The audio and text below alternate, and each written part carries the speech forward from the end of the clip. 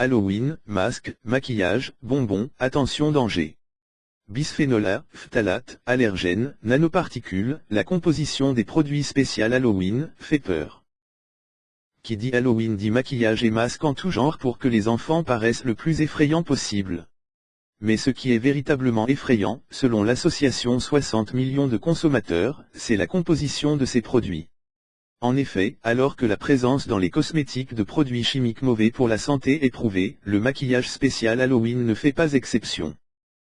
Or, les enfants sont particulièrement sensibles à certains composés toxiques, avec des répercussions possibles à l'âge adulte, allergies, perturbations endocriniennes, précise l'association. Après de récentes analyses, cette dernière estime que le nombre de molécules indésirables est tellement élevé qu'il est impossible de toutes les citer.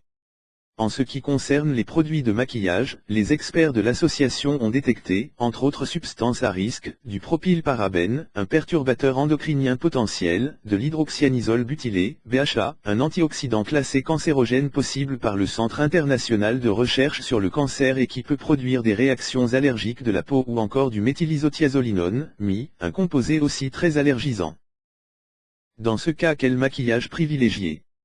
De manière générale, tous les produits contenant l'une des substances citées sont à éviter et à écarter, estime l'association. Un produit s'est néanmoins distingué, une référence bio, la palette Namaki qui ne contient aucune molécule soupçonnée de toxicité. À noter que les maquillages sous forme de palette s'avèrent mieux notés que les maquillages sous forme de sticks, crayons, kits et mallettes. Du bisphénol A dans les masques. Du côté des masques de déguisement, le constat est moins alarmant.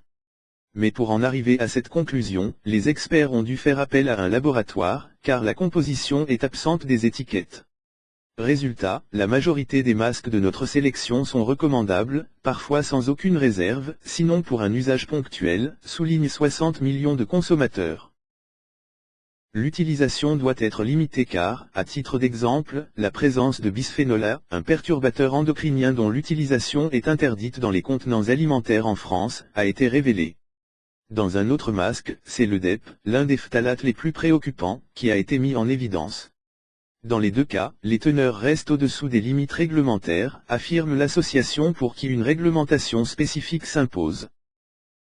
Car il faut un signalement spécifique pour que les déguisements et maquillages soient retirés des rayons. C'est le cas par exemple d'un kit de maquillage pour enfants Monster High Canal Toys qui contient du plomb, d'un allergène interdit dans une palette de maquillage vendue par Aldi ou encore des phtalates dans un masque dont la marque n'est pas précisée. Des nanoparticules dans les bonbons. Les étiquettes de ces produits ne sont pas les seuls qui nécessitent un coup d'œil attentif.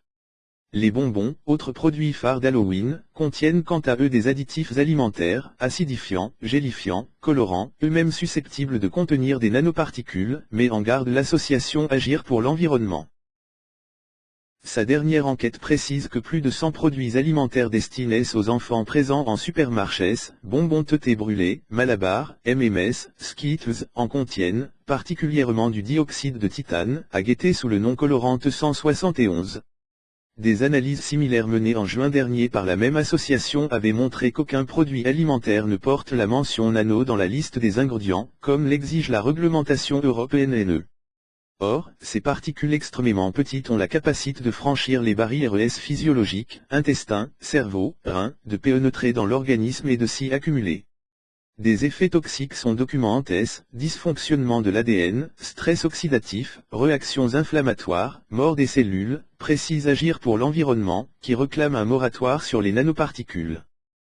De par ses différentes variétés, le dioxyde de titane n'est pas seulement présent dans les bonbons, mais aussi dans les produits cosmétiques et dans le secteur de la construction, bâtiments et travaux publics.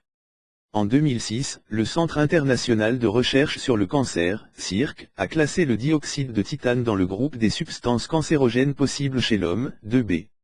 Mais à ce jour, le dioxyde de titane ne fait pas l'objet d'un classement européen harmonisé. Fort heureusement, cet additif peut être retiré ou substitué par les industriels, mais en attendant une consommation limitée est la meilleure alternative pour les enfants, en première ligne.